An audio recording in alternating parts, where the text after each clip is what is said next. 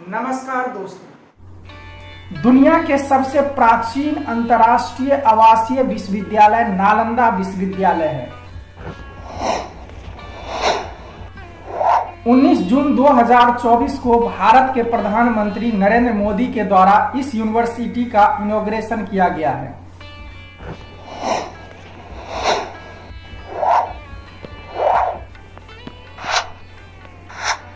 इस सेशन में हम जानते हैं प्राचीन नालंदा विश्वविद्यालय का क्या इतिहास रहा था। नालंदा यूनिवर्सिटी बिहार राज्य के नालंदा डिस्ट्रिक्ट में स्थित है। इस यूनिवर्सिटी का निर्माण गुप्त साम्राज्य में हुआ था। गुप्त साम्राज्य के शासक कुमार गुप्त प्रथम के द्वारा इस यूनिवर्सिटी का निर्माण किया गया था। इस यूनिवर्सिटी को ऑक्सफोर्ड ऑफ महायान बौद्ध कहा जाता है। आगे चलकर कुमार गुप्त के अलावा दो और शासक थे जिन्होंने नालंदा विश्वविद्यालय का निर्माण करवाया। वो थे सम्राट हर्षवर्धन, उसके बाद पाल वंश का शासक देवपाल। यह यूनिवर्सिटी गौतम बुद्ध के विचारों से प्रेरित होकर बनाया गया था, क्योंकि उस समय में बहुत सारे शासक बौद्ध से प्रेरित होकर बौद्ध धर्म को अपना लिया था, जैसे प्रसेनजीत, उदयन, बिंबिसार, अशोक, कनिष्क, हर्षवर्धन। ये सारे शासक उस समय में बौद्ध से बहुत ही प्रेरित था। इसलिए नालंदा यूनिवर्सिटी बौद्ध यूनिवर्सिटी के नाम से जाना जाता है। नालंदा शब्द की उत्पत्ति नालम या दा नालंदा, इसका मतलब होता है ज्ञान देने वाला। नालंदा का अर्थ है न अलम ददाति इति नालंदा, अर्थात जहां शिक्षा का, ज्ञान के दान का अविरल प्रवाह हो। नालंदा यूनिवर्सिटी की जो विशेषता है, नालंदा को पहला आवासीय विश्वविद्यालय माना जाता है जहां कई देशों से कोरिया, जापान, चीन, मंगोलिया, श्रीलंका, तिब्बत और दक्षिण पूर्व एशिया सहित दुनिया भर से लोग यहां शिक्षा के लिए आते थे। अब नालंदा यूनिवर्सिटी में बौद्ध के विचारों के अलावा और कई सारे विषयों का अध्ययन किया जाता था, जैसे साहित्य, ज्योतिष, मनोविज्ञान, कानून, खगोल शास्त्र, विज्ञान, युद्ध नीति, इतिहास, गणित, वास्तुकला, भाषा विज्ञान, अर्थशास्त्र, चिकित्सा आदि विषयों की पढ़ाई होती थी। करीब 108 विषयों की यहाँ पे पढ़ाई होता था। प्राचीन काल में नालंदा विश्वविद्यालय की पहचान ज्ञान के केंद्र के रूप में रही थी। अब इस पुराने विश्वविद्यालय में करीब 10,000 छात्र पढ़ते थे और यहाँ पढ़ाने वाले भी शिक्षक जो थे 2000 के करीब हुआ करते थे। यहाँ इस यूनिवर्सिटी से कई सारे विद्वान यहाँ पर शिक्षा ग्रहण कर चुके हैं। हर्षवर्धन, नागार्जुन, ह्वेनसांग और किसी टाइम में जीरो के आविष्कार करने वाला आर्यभट्ट इस यूनिवर्सिटी के कुलपति रह चुके हैं। नालंदा विश्वविद्यालय में बहुत बड़ा पुस्तकालय था जिसका नाम था रत्न रंजक, रत्नोधि, रत्नासागर। ये 3 पुस्तकालय थे जिसमें कि करीब 90 लाख के किताबों का संग्रह था।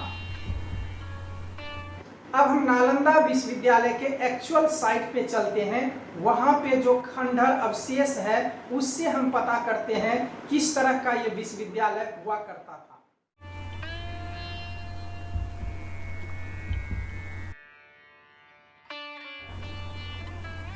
यह है प्राचीन नालंदा विश्वविद्यालय, जो कि इस समय खंडरों में तब्दील हो चुका है।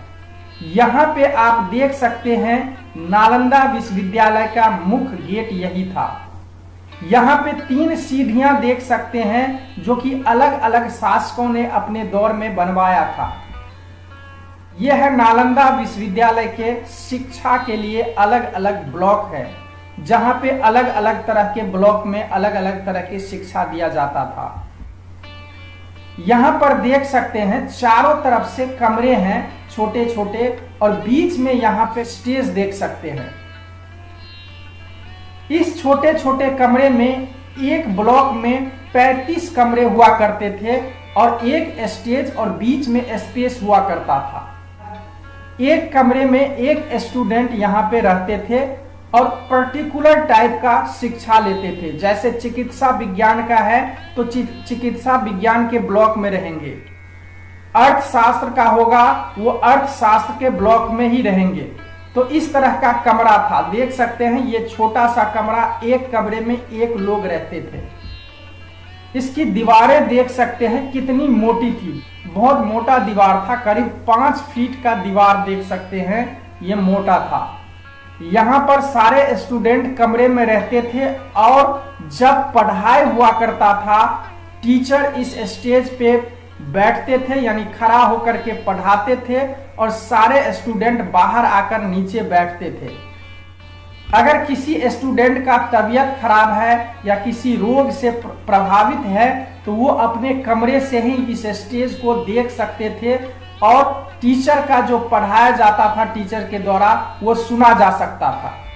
यहाँ पे देख सकते हैं ये है चूल्हा, यहाँ पे खाना बनता था और यहीं पे स्टूडेंट खाया करते थे।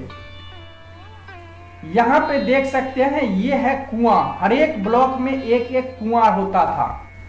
कुएं का डिजाइन कुछ इस प्रकार का था वहां पे। यहाँ पे देख सकते हैं टेबल और चेयर किस तरह से बनाया गया था वहां पे है।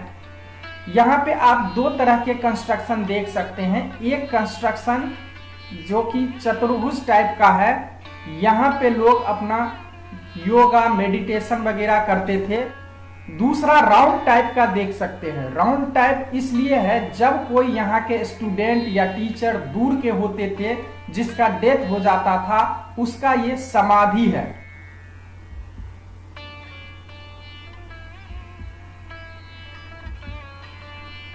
जैसे ये देख सकते हैं।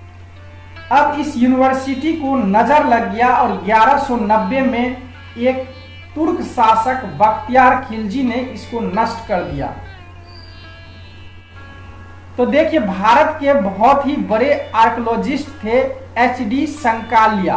इन्होंने अपनी पुस्तक 1934 में लिखी थी द यूनिवर्सिटी ऑफ नालंदा। उसके हिसाब से नालंदा यूनिवर्सिटी पे कई और राजाओं ने पहले भी हमला किया था। जैसे मिहिर कुल के नेतृत्व में हुनों ने आक्रमण किया था। 8वीं शताब्दी में बंगाल के गौर राजाओं ने आक्रमण किया था। लेकिन 1190 के दशक में तुर्क अफगान बख्तियार खिलजी के सेना ने यूनिवर्सिटी को खत्म कर दिया। HD संकालिया की किताब के मुताबिक बख्तियार खिलजी के आक्रमण का कारण बौद्ध धर्म को उखाड़ फेंकना, उसके साथ ईर्ष्या की भावना भी थी। बख्तियार खिलजी अफगानिस्तानी एक तुर्क था जो कि भारत आया था 12वीं शताब्दी में। उसने बिहार और बंगाल पर अपने साम्राज्य की स्थापना किया था। वह बंगाल के खिलजी वंश का संस्थापक था जो 1203 से 1227 तक थोड़े समय के लिए बंगाल पर शासन किया था।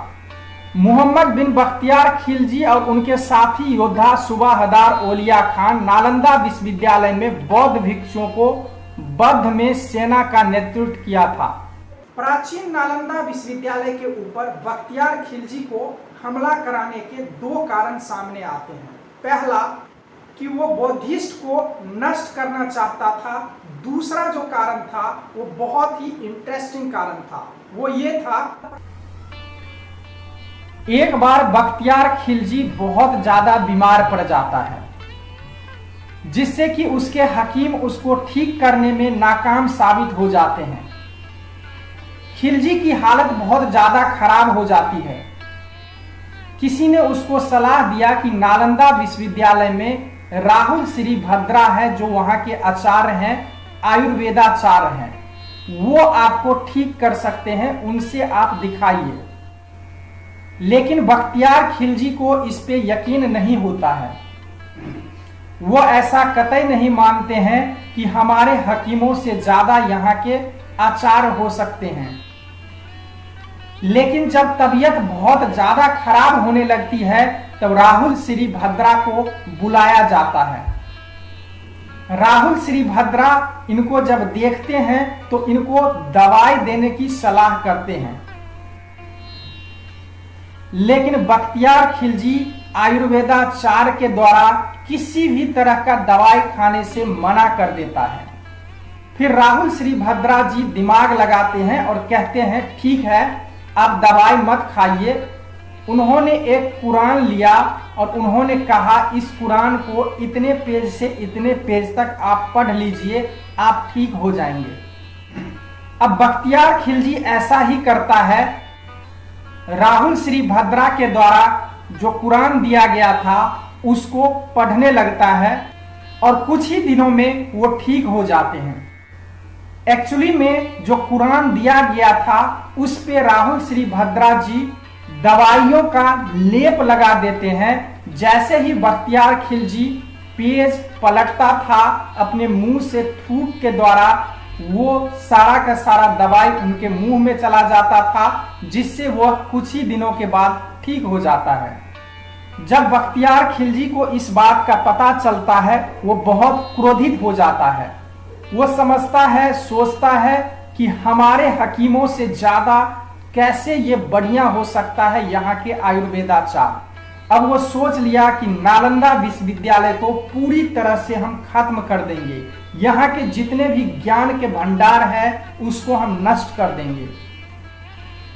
उसके बाद 1193 में बख्तियार खिलजी के नेतृत्व में सेनाओं ने आक्रमण कर देता है नालंदा विश्वविद्यालय के ऊपर। अब मोहम्मद बिन बख्तियार खिलजी और उनके साथी योद्धा सुबाहदार ओलिया खान नालंदा विश्वविद्यालय पे आक्रमण कर देता है। अब वहां पे जितने भी बौद्ध भिक्षुक होता है, स्टूडेंट होता है, सबको बद्ध कर देता है और नालंदा विश्वविद्यालय में आग लगा देता है। नालंदा विश्वविद्यालय का जो लाइब्रेरी था वो बहुत ही बड़ा था, 9 मंजिला इमारत था उस लाइब्रेरी का, जिसका नाम था रत्न सागर, रत्नोनिधि और रत्न रंजक। उसमें आग लगा देता है। वहां पे करीब 90 लाख पुस्तकें था, जिसमें कि पूरी तरह से आग लग जाता है। ऐसा कहा जाता है कि नालंदा विश्वविद्यालय का जो लाइब्रेरी था उसमें जो आग लगा था पुस्तकों में, वो करीब 3 से 6 महीने तक ऐसे ही जलता रहा था। यानी आप सोच सकते हैं कि कितना सारा पुस्तकें वहां पे मौजूद था। नालंदा है उद्घोष इस सत्य का कि आग की लपटों में पुस्तकें भले जल जाएं, लेकिन आग की लपटें ज्ञान को नहीं मिटा सकती। प्राचीन नालंदा विश्वविद्यालय के बारे में हमें कैसे पता चला कि यहाँ पे एक बहुत ही प्राचीन विश्वविद्यालय हुआ करता था? तो देखिए, इतिहास को जानने के लिए 2 साक्ष्य की जरूरत पड़ती है, एक साहित्यिक साक्ष्य, दूसरा पुरातात्विक साक्ष्य। इस यूनिवर्सिटी को जानने के लिए हमारे पास दोनों साक्ष्य मिल चुके हैं। पहला साहित्यिक साक्ष्य, तो देखिए नालंदा विश्वविद्यालय में दुनिया भर के स्टूडेंट यहाँ पे पढ़ने के लिए आते थे, जो कि बहुत ही फेमस कुछ स्टूडेंट्स हैं और टीचर्स हैं नालंदा विश्वविद्यालय के, जो विदेशी थे, जो यहाँ पे पढ़ने के बाद वापस अपने देश चले जाते हैं। जैसे कि वेन सांग, ईत सिंह, जो कि चाइनीज स्टूडेंट थे, वो यहाँ से पढ़ाई करने के बाद वापस अपने देश चले जाते हैं। उसके बाद में उन्होंने नालंदा विश्वविद्यालय के बारे में उन्होंने लिखा था अपने बुक में। उसमें से वेन सांग एक बहुत ही फेमस स्टूडेंट था, जो कि एक प्रसिद्ध चीनी यात्री थे।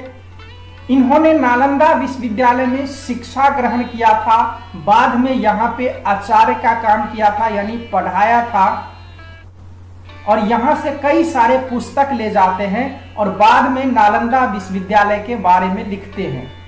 इन्हीं के द्वारा कई सारे जानकारी मिलता है नालंदा विश्वविद्यालय के बारे में कि यहाँ पे करीब 10,000 स्टूडेंट यहाँ पे रहा करते थे और करीब 2,000 शिक्षक यहाँ पे पढ़ाया करते थे। ये एक आवासीय यूनिवर्सिटी था, जो कि स्टूडेंट वहाँ पे रह के अध्ययन करते थे। अब हम जानते हैं आर्कोलॉजिकल साक्ष्य यानी पुरातात्विक साक्ष्य के बारे में। तो अंग्रेज के टाइम में 1861 में अलेक्जेंडर कनिंघम के निर्देशन में भारतीय पुरातत्व विभाग की स्थापना होती है और 1899 में लॉर्ड कर्जन भारत का वायसराय बन के आता है। 1902 में लॉर्ड कर्जन के द्वारा जॉन मार्शल को भारतीय पुरातत्व विभाग का महानिर्देशक बनाया जाता है और जॉन मार्शल 1902 से 1928 तक भारतीय पुरातत्व विभाग के महानिर्देशक रहते हैं। इन्हीं के टाइम में बहुत सारे पुरातत्विक साइट की खोज किया जाता है, जिसमें कि नालंदा यूनिवर्सिटी का भी एक साइट होता है। नालंदा विश्वविद्यालय का जो पुरातत्विक साइट था उसका उत्खनन का काम 1915 से 1937 तक एक फेज में किया गया था। उसके बाद आजादी के बाद 1974 से 1982 तक किया गया था। देख सकते हैं यह है नालंदा विश्वविद्यालय का पुरातत्विक साइट जिसका उत्खनन का कार्य शुरू किया गया था। ऑन साइट संग्रहालय में साइट की खुदाई के दौरान बचाए गए 13,000 से अधिक अवशेष हमें प्राप्त हुए थे और 15 जुलाई 2016 को नालंदा विश्वविद्यालय के यूनेस्को के विश्व धरोहर सूची में शामिल कर लिया गया, जो कि यूनेस्को के वेबसाइट पे आप देख सकते हैं इसको। उसके बाद इस यूनिवर्सिटी को फिर से आधुनिक ढंग से बनाया गया और 19 जून 2024 को भारत के प्रधानमंत्री के द्वारा इसका इनॉग्रेशन किया गया। अभी के लिए बस इतना ही। अगर ये वीडियो आप लोगों को अच्छा लगा हो तो प्लीज चैनल को सब्सक्राइब करें, वीडियो को लाइक करें।